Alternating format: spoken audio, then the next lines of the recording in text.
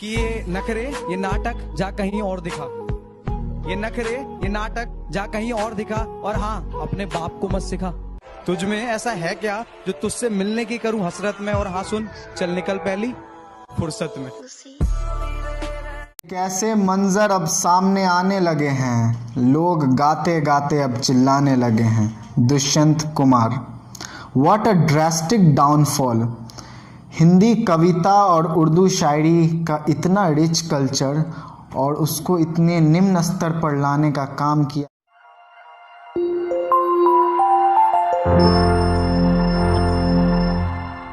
Back ये है आजकल की मॉडर्न शायरी, and I am afraid to say कि आजकल की मास मेजॉरिटी, मास यूथ इसी टाइप के शायरी, इसी टाइप की कविता को अप्रिशिएट करने लगी है।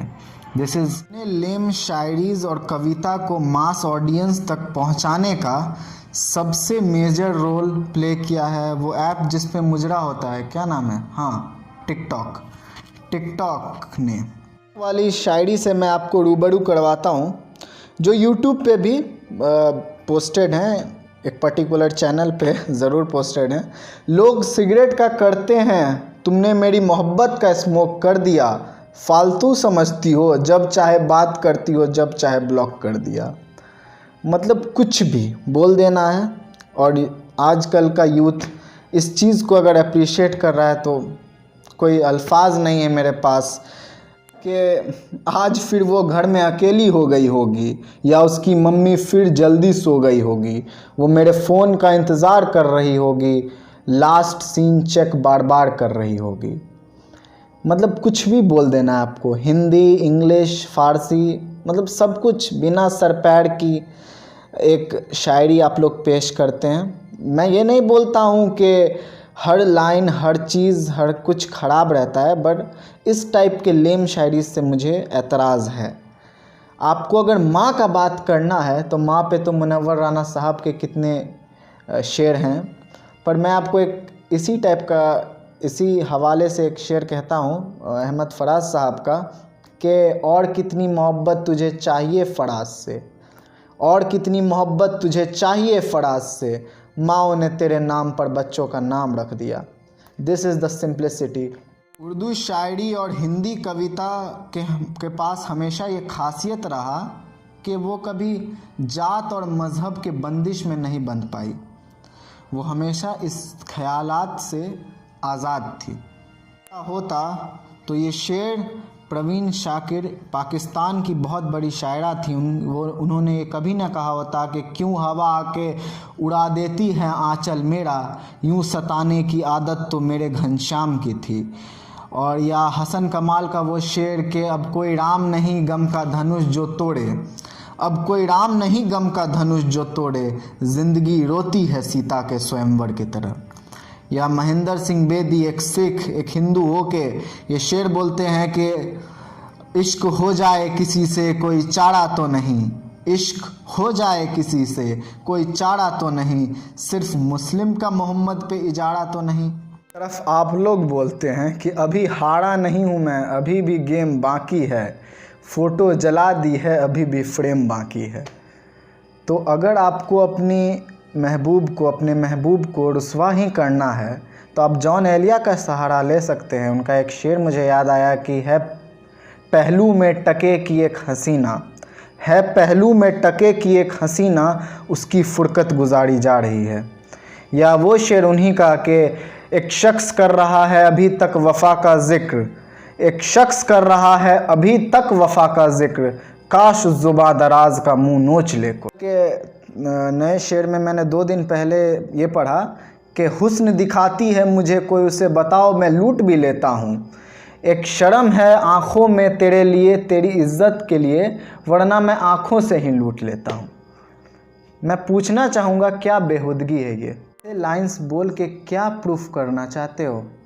इसमें मुझे एक रेपिस्ट नज़र आ रहा है और कुछ नहीं। पार्डन माय लैंग्वेज, बट इसमें मुझे बस और बस एक रेपिस्ट नज़र आ रहा है।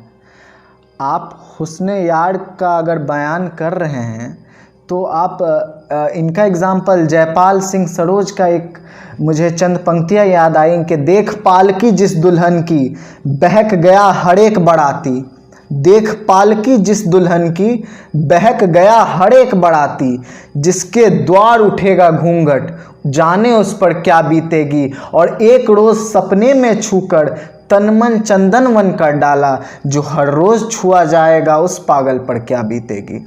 इसमें अभद्र भाषा का प्रयोग कहीं भी नहीं हो रहा है। या अहमद फराज का आप शेर है, मुझे याद आया, सुना है लोग उसे आंख भर के देखते हैं। उसमें एक है लाइन के किसे नसीब के बेपहरहन उसे देखे, बेपहरहन विदाउट क्लॉथ्स, तो किसे नसीब के बेपहरहन उसे देखे, कभी कभी दरो दीवार घड़ के देखते हैं। मैंने भी इसी लाइन से इन्फ्लुएंस होकर एक शेर लिखा था कि वो लोग और होंगे जो देखते हैं तसव्वुर में हुस्न यार को बेपहरहन।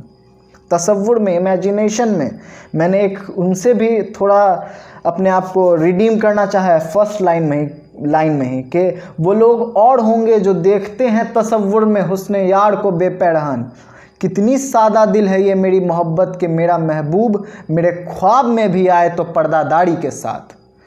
आप किसी के डिग्निटी पे और ऐसा शेर बोल के बहुत मतलब स्तर गिरा रहे हैं और कुछ नहीं। टिकटॉक में अकड़ की शायरी पे रखा जाता है, जैसे ये भी है कि अगर कोई पीठ के पीछे भौंके तुम्हारे तो पीछे से नहीं सामने से उसका मुंह तोड़ दो, और अगर शेर के तरह दहाड़ना है तो कुत्तों की तरह भौंकना छोड़ दो।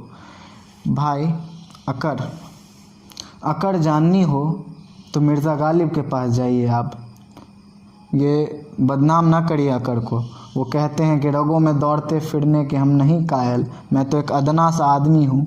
और इतने बड़े शायर का कुछ मतलब नाम भी लेना गुस्ताखी माफ़ हो कि रगों में दौड़ते फिरने के हम नहीं कायल, जब आँख से ही न टपके तो फिर लहू क्या है। या वो शेर के पूछते हैं वो कि गालिब कौन है, एटीट्यूड अकर इसे बोलते हैं कि पूछते हैं वो कि गालिब कौन है, कोई बतलाए कि हम बतलाएं। हिंदी और उर्दू साहित्य ने आज तक पूरी दुनिया को इतने सालों के इतिहास में क्या कुछ नहीं दिया है। मिर्ज़ा गालिब हों, मीर तकी मीर हों, अहमद फराज हों, अल्लामा इकबाल हो, राम प्रसाद बिस्मिल हो, हरिवंश राय बच्चन हो, रामधारी सिंह दिनकर हों, कितने ही शायर आए, कितने ही कवि आए गए, और सब ने कुछ ना कुछ इस महान सी साहित्य की दुनिया को कुछ ना कुछ कंट्रीब्यूट किया है, कुछ ना कुछ दिया है।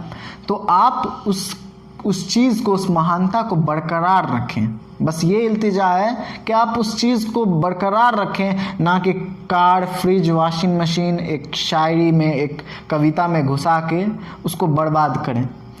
शायरी को शायरी रहने दिया जाए, कविता को कविता रहना दिया जाए। उसका एक अलग आनंद है, उसका एक अपना खुद रंग होता है जिस पे कोई रंग ना चढ़ सके, जो कोई उसका खुद का रंग। तो खुद रंग कविता और शायरी एक ऐसी चीज़ है जिसके पास अपना खुद का रंग है, एक एसेंस है, उसको आप लोग बर्बाद ना करें। ये भी बोल सकते हैं कि अल्फाज को जितना सिंपल रखने की आप लोग कोशिश करते हैं, इस बात से मैं एग्री करता हूँ। पर एक अभी तक मैंने सबका एग्जाम्पल लिया, एक मेरा ही एक शेर है कि हौसले के सहारे तुम दरिया पार कर लेना, हौसले के सहारे तुम दरिया पार कर लेना, भरोसे की कश्तियों में अक्सर सदियाँ लग जाती हैं। मैंने इसे भी बहुत सिंप्लिसिटी के साथ कह दिया है, कुछ भी भारी भरकम लफ्ज़ का इस्तेमाल मैंने नहीं किया। फिर भी मैं बात जो कहना चाहता था, और जॉन एलिया का शेर बोल के ख़त्म करूँगा कि जो देखता हूँ वही बोलने का आदी हूँ, जो देखता हूँ वही बोलने का आदी हूँ, मैं अपने शहर का सबसे बड़ा फसादी हूँ। सॉरी कुछ भी बुरा लगा हो।